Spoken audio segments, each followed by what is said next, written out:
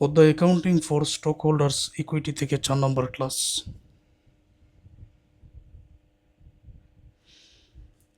এই ম্যাথের সমাধানটা বোঝানো হবে। অনেক কিছু বোঝার আছে। প্রথমে প্রশ্নটা পড়ে নিচ্ছি, আর ক্লাসটা একেবারে ফুল স্ক্রিন করে দেখো। অন January 1, 2022, তারপর Islett Corporation had the following stockholders equity accounts. Islett কর্পোরেশনের শেয়ার হোল্ডারদের মালিকানা সত্ত্বের হিসাব নিচে দেওয়া হয়েছে। কমন স্টক সাধারণ শেয়ার আছে টাকা 10 পার ভ্যালু, অর্থাৎ অভিহিত মূল্য 10 টাকা। 2,60,000 share issued and outstanding.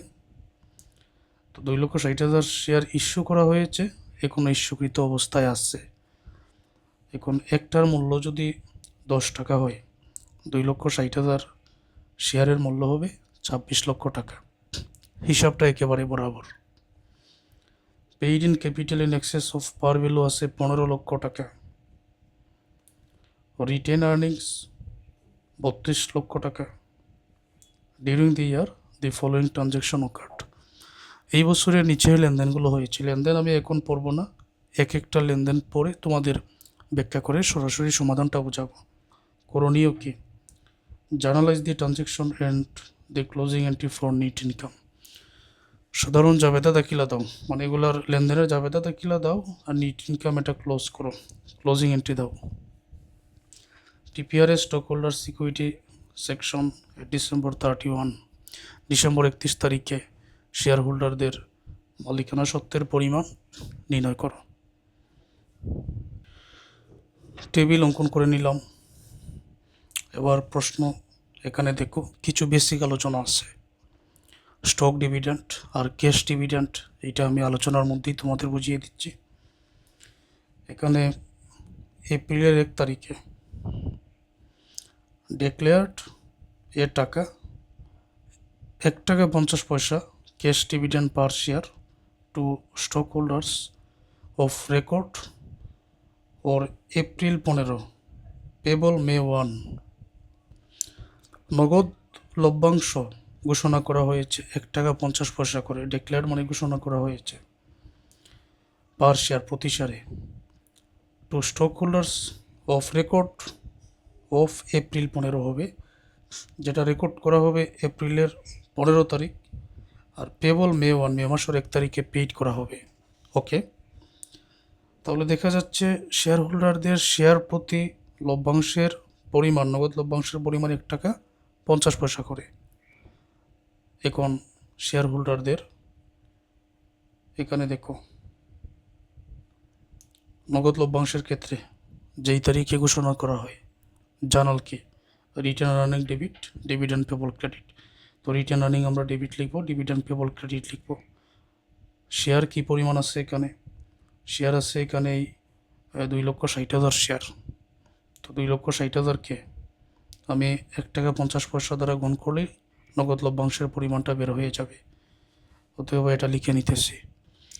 Written earnings debit, dividend pebbles credit. Share সংখ্যা আছে 2,60,000, প্রতি শেয়ারে 1.50 করে। 2,60,000কে 1.50 দ্বারা গুণ করা হলে 3,90,000 টাকা। এখানেও আমরা লিখব 3,90,000 টাকা।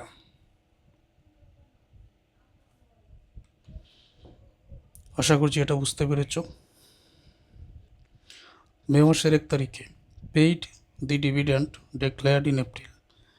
এই এপ্রিলে যে ডিভিডেন্ডের ঘোষণা দেওয়া হয়েছিল, এখানে বলা হয়েছে যে এপ্রিলের 15 তারিখে এটা রেকর্ড করা হবে, লিপিবদ্ধ হবে, মে মাসের 1 তারিখে পরিশোধ করা হবে। ঠিক মে মাসের 1 তারিখে এটা পেইড করে দেওয়া হয়েছে। টাকার পরিমাণ এপ্রিলের 1 তারিখে যত ছিল ঠিক তত পরিশোধ করে দেওয়া হলে এটার journal cash dividend on payment date, যেই তারিখে পরিশোধ করে দেওয়া হয় ডিভিডেন্ড পেবল ডেবিট ক্যাশ হয় ক্রেডিট। এই জার্নালটা লিখেই আমরা উপরের টাকাটা বসিয়ে দিব। Dividend payable debit cash credit, টাকার পরিমাণ উপরের 3,90,000।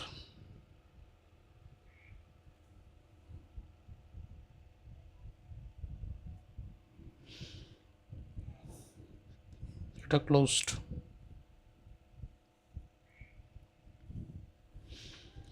জুনের 1 তারিখে announced a 2-for-1 stock split.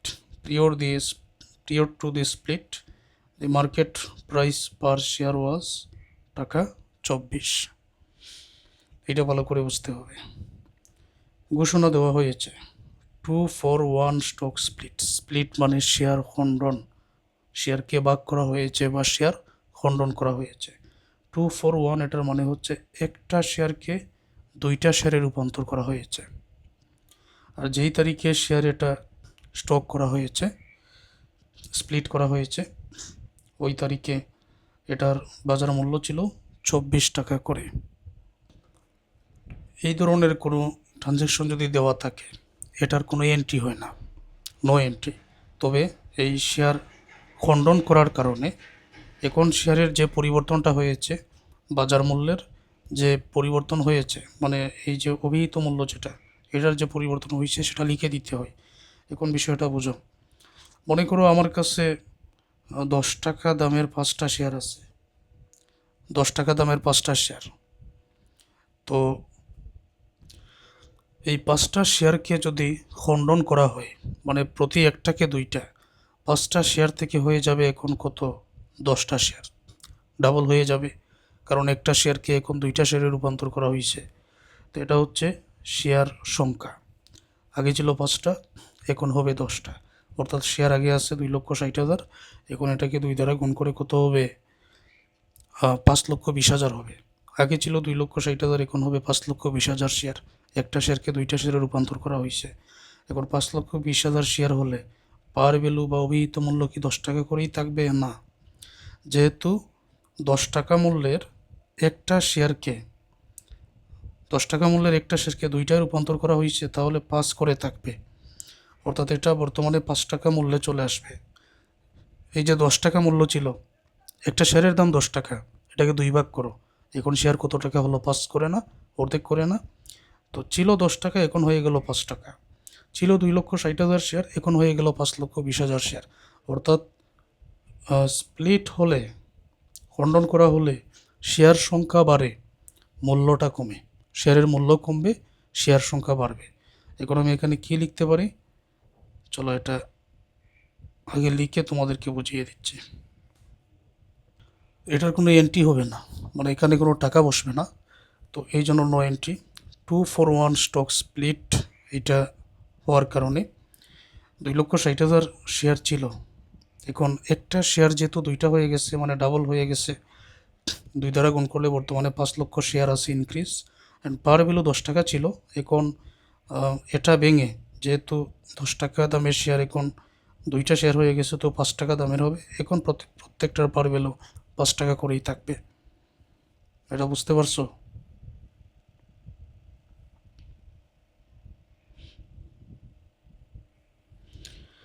ওকে, তারপর আগস্টের 1 তারিখে declare 10% stock dividend to stock holder of record on August 15, distributable August 31। On August 1, the market price of the stock was টাকা 10 পার share.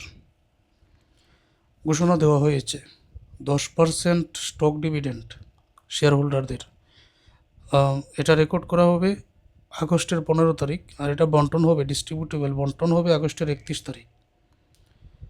তারপর on August 1, the market price of the stock was টাকা 10 পার share. আগস্টের 1 তারিখ share প্রতি বাজার মূল্য 10 টাকা ছিল। আচ্ছা, এটা বাজার মূল্যেরও প্রয়োজন আছে, তো স্টক ডিভিডেন্ড আর ক্যাশ ডিভিডেন্ড নিয়ে একটু আলোচনা করতে হবে। শেয়ার হোল্ডাররা যে শেয়ার ক্রয় করলো, শেয়ার ক্রয় করার কারণে তাদের টাকা নিয়ে কোম্পানি ব্যবসা করবে, আয় করবে, আয়ের একটা অংশ ডিভিডেন্ড শেয়ার হোল্ডারদের দিবে। তো কোম্পানি চাইলে নগদ লভ্যাংশ দিতে পারে, বা স্টক শেয়ারও লভ্যাংশ হিসাবে দিতে পারে। নগদ যেটা এটা ক্যাশ ডিভিডেন্ড, শেয়ার যেটা এটা স্টক ডিভিডেন্ড। এখন দুইভাবে দেওয়া যায়। স্টক ডিভিডেন্ড যেই তারিখে ঘোষণা হয়, ঘোষণার জন্য এখন কিন্তু ঘোষণা করা হয়েছে, রিটেন আর্নিং হয় debit, common stock dividend distributable হয় credit, paid in excess of par value হয় ক্রেডিট। এটা হলো জার্নাল। তো জার্নালটা আমি লিখে নিব, তারপর এটা কিভাবে লিখতে হবে এটা আমি বুঝিয়ে দিচ্ছি।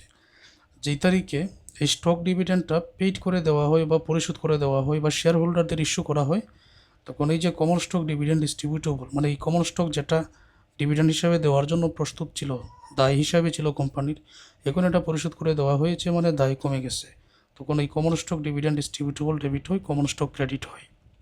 হ্যাঁ, two record close net income close করার জন্য ইনকাম সামারি ডেবিট হয়, রিটেন আর্নিং ক্রেডিট হয়। তো বর্তমান যেহেতু ঘোষণা করা হয়েছে, তো ওই জার্নালটা আমি লিখে নিচ্ছি, তারপর তোমাদের ব্যাখ্যাটা বুঝিয়ে দিচ্ছে। এখানে জার্নাল লেখা হয়েছে retain earning debit, common stock dividend ডিস্ট্রিবিউটেবল, এটা হবে credit. Paid in capital in excess of par value, এটা হবে ক্রেডিট। এখন টাকাগুলো লিখার নিয়মটা কি, এখানে দেখো ঘোষণা দেওয়া হয়েছে 10% স্টক ডিভিডেন্ড, মানে 10% স্টক ডিভিডেন্ড মানে শেয়ার যেই পরিমাণ, ওই পরিমাণের উপরে 10% আরও স্টক ডিভিডেন্ড হিসাবে দেওয়া হবে।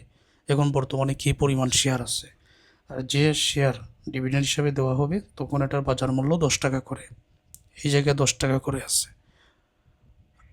এখন আমরা অঙ্কের মধ্যে আগে হিসাব করে বাইর করেছি, জুনের 1 তারিখে শেয়ারটা খণ্ডন হয়ে গেছিল, আগে ছিল 2,60,000, কিন্তু বর্তমানে শেয়ার দাঁড়ালো 5,20,000।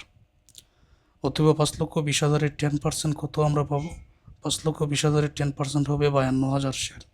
এই 52,000 শেয়ার বর্তমানে লভ্যাংশ হিসাবে দেওয়া হয়েছে, লভ্যাংশ হিসাবে। তো এখনও দেওয়া হয় নাই, ঘোষণা দেওয়া হয়েছে এটা রিটেন আর্নিং সংরক্ষিত আয়ের মধ্যে থাকবে। এই জন্য 52,000 শেয়ার, এক একটার বাজার মূল্য 10 টাকা করে, তখন টোটাল 5,20,000 টাকা এটা সংরক্ষিত আয় রিটেন আর্নিংয়ে থাকবে।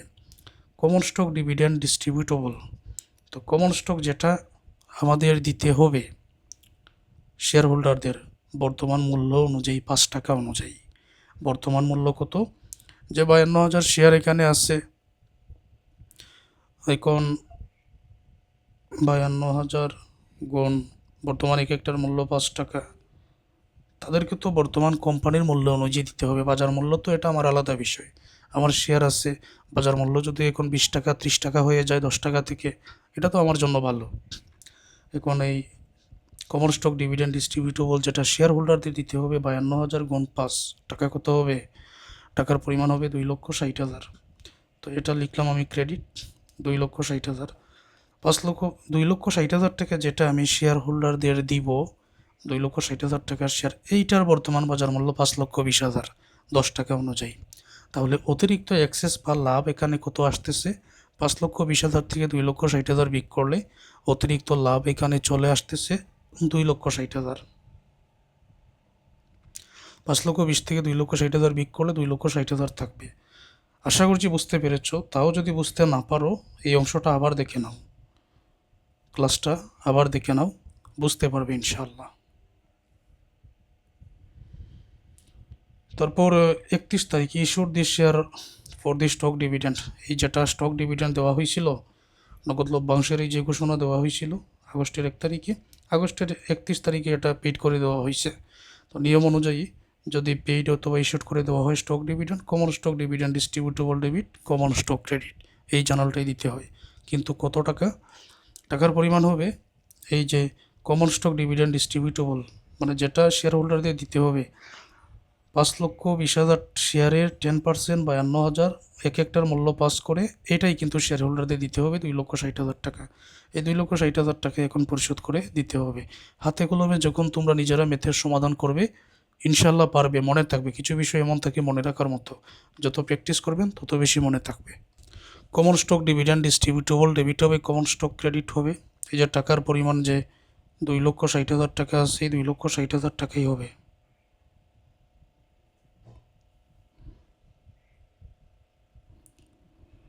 $2,60,000 টাকা এখানে লেখা হলো। ডিসেম্বর 1 তারিখে ডিক্লেয়ার্ড এ টাকা 1.50 per share dividend to stock holder for record on December 15, payable January 5। 2011 হবে না, এটা 2000 কত হবে, 2023 হবে। এটা যেহেতু 2022 সাল, এটা 23 হবে, মিসটেকিং আছে। তো ঘোষণা দেওয়া হয়েছে 1 টাকা 50 পয়সা করে শেয়ার ডিভিডেন্ড। তো টাকা যেহেতু আছে এখানে, তার মানে এটা ক্যাশ ডিভিডেন্ডের ঘোষণা দেওয়া হয়েছে শেয়ার প্রতি to stock holder to record on December 15, মানে ডিসেম্বরের 15 তারিখ এটা লিপিবদ্ধ হবে। আর এটা পরিশোধ করা হবে জানুয়ারি 5 তারিখ পরের বছর 2000, এই জানুয়ারি যেহেতু, তার মানে তো এটা পরের বছরে চলে যাবে 2023 সালে। এখন শেয়ার কী পরিমাণে আছে প্রথমত আমি তোমাদের এখানে বোঝাই। প্রথমে বুঝো, এটা কিন্তু নগদ লভ্যাংশ ঘোষণা দেওয়া হয়েছে। নগদ লভ্যাংশ ঘোষণা দিলে জার্নাল তো এটা ক্যাশ ডিভিডেন্ডের জন্য retain earning debit, dividend payable credit, okay journal এটা। কিন্তু কত টাকা হবে? প্রতি শেয়ারে আছে 1 টাকা 50 পয়সা করে। জুনের 1 তারিখে 5,20,000 শেয়ার ছিল, ওকে। তারপর শেয়ার লভ্যাংশ, মানে শেয়ার লভ্যাংশ ঘোষণা দেওয়া হয়েছে আরও 52,000, 10%। 5,20,000 আর 52, 72,000 কত হবে? 5,72,000 হবে। তারপর এই শেয়ারগুলো শেয়ার হোল্ডারদেরও দিয়ে দেওয়া হয়েছে। এখন তো ইস্যুকৃত অবস্থায় টোটাল কী পরিমাণ শেয়ার আছে? শেয়ার হোল্ডারদের যে শেয়ার দেওয়া হয়েছে, এই শেয়ার প্রতিও তো ডিভিডেন্ড দিতে হবে তাদের, তাই না? এখন এই 5,20,000 আগের শেয়ার আরও দেওয়া হয়েছে 52,000 শেয়ার। 5,20,000 আর 52,000, টোটাল 5,72,000 শেয়ার। শেয়ার প্রতি 1 টাকা 50 পয়সা করে।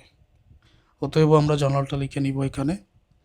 Written earning debit, dividend payable credit বর্তমান হিসাব অনুযায়ী শেয়ার সংখ্যা 5,72,000 গুণ 1.50, দুইটা যদি গুণ করা হয় তাহলে হবে এখানে 8,58,000।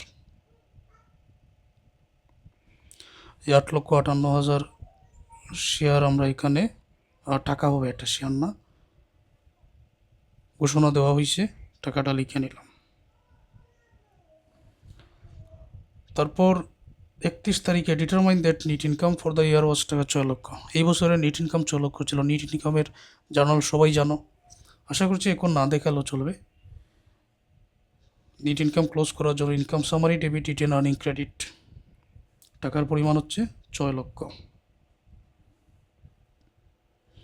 তো এটা আমরা লিখে নিতেছি। এটা হচ্ছে ডিসেম্বর 1 তারিখে, তারপর 31 তারিখে ক্লোজ করে নিতে হবে। Income summary debit, written earning credit, টাকার পরিমাণ 6,00,000।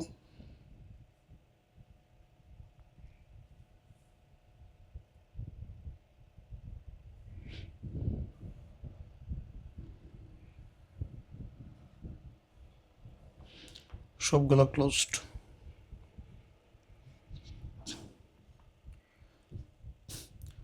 জার্নাল এন্ট্রিজ হয়ে গেল।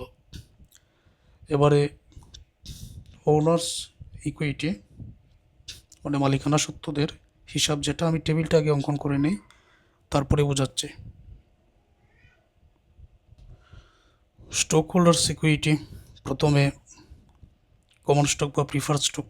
বর্তমান অঙ্কের মধ্যে তো প্রিফার স্টক এটা নাই, তো কমন স্টক যেই পরিমাণ অনুমোদিতর উল্লেখ তো নাই, ইস্যু কী পরিমাণ হয়েছে সেটাই আনবো। যাবতীয় অ্যাক্সেসগুলো আনবো, রিটার্ন আর্নিং যোগ করব। ট্রেজারি স্টক বর্তমান অঙ্কের মধ্যে নাই, বিক্রি করার প্রয়োজন নেই। টোটাল স্টক হোল্ডার সিকিউরিটি আমরা পেয়ে যাব। তো এখানে টেবিলটা আমি এইরকম অঙ্কন করে নিয়ে এসেছি। তো লক্ষ্য করো সবাই, অঙ্ক থেকে নিতে হবে। সরাসরি অঙ্কের মধ্যে গেলে, সরাসরি অঙ্কের মধ্যে যদি যাওয়া হয় তখন দেখা যাবে 2,60,000 টাকার শেয়ার প্রথমে ইস্যু করা হয়েছিল, আউটস্ট্যান্ডিংও আছে, মানে ইস্যুকৃত অবস্থায় আছে। আরও অনেক লেনদেন এখানে হয়েছে। আর এই লেনদেন, স্টক ডিভিডেন্ড সব কিছু মিলিয়ে প্রথমে 2,60,000 শেয়ার ছিল, এটা ঠিক আছে। পরে 5,20,000 হয়ে গেল, তারপর 5,72,000 হয়ে গেল। তো 5,72,000 শেয়ার এখন এক একটার মূল্য কিন্তু ওই যে 5 টাকা আছে, 5 টাকাই রয়ে গেছে। এই জন্য আমি এখানে লিখে দিয়েছি কমন স্টক টাকা 5 par value 5,72,000 share issued and outstanding 5,72,000 দ্বারা, এখানে 5,72,000 টাকা দ্বারা 5কে গুণ করা হলে 28,60,000 টাকা এখানে শেয়ার হবে। এটা বুঝতে পারছো? তারপর এডিশনাল পেইড ইন ক্যাপিটাল বলে এডিশনাল পেইড ইন ক্যাপিটাল কী কী আছে আমরা একবার দেখি। পেইড ইন ক্যাপিটাল এখানে আছে paid in capital in excess of par value 15 লক্ষ টাকা। তারপরে জার্নালগুলো দেখি আর কোথায় কোথায় আছে। কমন স্টকের পেইড ইন ক্যাপিটাল কোথায় আছে?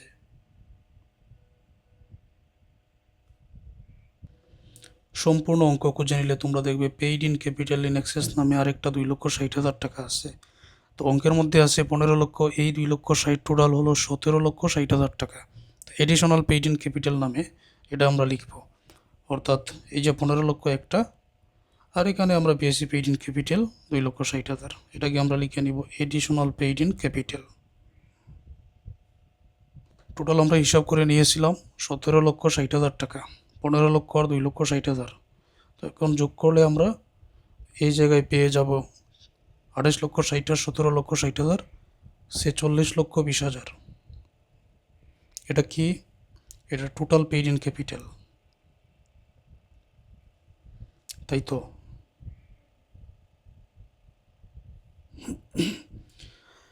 টোটাল পেইড ইন ক্যাপিটাল 46,20,000 টাকা। এখন কি আনতে হবে? Written earning. তো রিটেন আর্নিং আনার নিয়মটা কি? রিটেন আর্নিংয়ের সাথে নেট ইনকাম আনতে হবে, নেট ইনকাম যোগ করতে হবে, ডিভিডেন্ড পেইড থাকলে পরিশোধ করতে হবে। তখন বলেছিলাম, তখন একটা নিয়মের মেয়াদ ছিল, এখন অন্য ধরনের কেন বললাম? কারণ বর্তমান অনেক অঙ্কের মধ্যে এখানেও রিটেন আর্নিং আছে, এখানেও রিটেন আর্নিং, এই যে রিটেন আর্নিং, এই যে রিটেন আর্নিং, অনেক কিছুই তো আছে। তো এই রিটেন আর্নিং যেটা 6 লক্ষ টাকা, এটা হচ্ছে নেট ইনকামের। নেট ইনকাম এটা মূল রিটেন আর্নিংয়ের সাথে যোগ হয়। তাও যদি আমরা অন্যভাবে চিন্তা করি যে যত জায়গায় রিটেন আর্নিং ক্রেডিট আছে সেটা যোগ হবে, যত জায়গায় ডেবিট আছে সেটা বিগ হবে, তারপর যা থাকবে সেটাই উত্তরে আনতে হবে। এখন এখানে দেখো রিটেন আর্নিং কত আছে? 32 লক্ষ টাকা। এখন এই 32 লক্ষের সাথে এখানে দেখো রিটেন আর্নিং কিন্তু ক্রেডিট 6 লক্ষ, এটা কিন্তু নেট ইনকামের। তুমি চাইলে নেট ইনকাম যোগ করে নিতে পারো, তাও একই হিসাব যে রিটেন আর্নিং ক্রেডিট আছে 32 লক্ষের সাথে এই 6 লক্ষ যোগ করলে 38 লক্ষ টাকা হবে। আর কোথাও কি রিটেন আর্নিং এখানে ক্রেডিট আছে? এখানে ডেবিট, এখানে ডেবিট, এখানে ডেবিট, ডেবিটে আছে 3টা, একটাই ক্রেডিটে। তাহলে মূল 32 লক্ষের সাথে ক্রেডিটের এটা 6 লক্ষ যোগ করলে হয় 38 লক্ষ। এখন তোমরা একটা কাজ করো, এখন ডেবিটের এখানে আছে 8,58,000, ঠিক আছে? তারপর 8,58,000 এই ডেবিটের আরও 5,20,000, এই ডেবিটের এখানে আরও 3,90,000। তো ডেবিটের 3,90,000 রিটেন আর্নিং, এটা ডেবিটের 5,20,000, এই রিটেন আর্নিং ডেবিটের 8,58,000, এই ডেবিট 3টা আলাদা যোগ করে দেখো কত হয়, ক্যালকুলেটারে যোগ করে দেখো। তো এটা তো ডেবিটের 3টা পেয়ে যাবে। তো ক্রেডিটের কত পেয়েছিলাম? 6 লক্ষ, এটা ক্রেডিট, আর দেওয়া আছে আরও 32 লক্ষ, 38 লক্ষ। ডেবিটের দেখো এখানে কত তুমি পাও, ক্যালকুলেটারে হিসাব করে দেখো। ডেবিটের 38, ক্রেডিটের 38 লক্ষ থেকে বা টোটাল 38 লক্ষ থেকে ডেবিটের 3টার যোগফল বিগ করো, বিগ করলে এখানে 20,32,000 উত্তর আসবে। 20,32,000 উত্তর। মানে আবারও বলতেছি, এই যে রিটেন আর্নিং আছে এইটার সাথে ক্রেডিট যতটা আছে, ক্রেডিট তুমি যোগ করো, তো যোগ করলে তো 38 লক্ষ। ডেবিট যে 3টা আছে, এই ডেবিট 8,58,000, 5,20,000, এই আরও 3,90,000, 3টা যোগ করে 38 লক্ষ থেকে বিগ করো, দেখবে এখানে উত্তরে কত পাবে? Written earning 20,32,000। 20,32,000 এই 46,20,000 আর 20,32,000 যোগ করলে হবে 66,52,000। এটাই টোটাল স্টক হোল্ডার্স ইকুইটি। যতটুকু বেসিক বললাম, কম সময়ে বোঝানোর চেষ্টা করলাম। আশা করছি সকল শিক্ষার্থীরা উপকৃত হয়েছেন এবং বুঝতে পেরেছেন।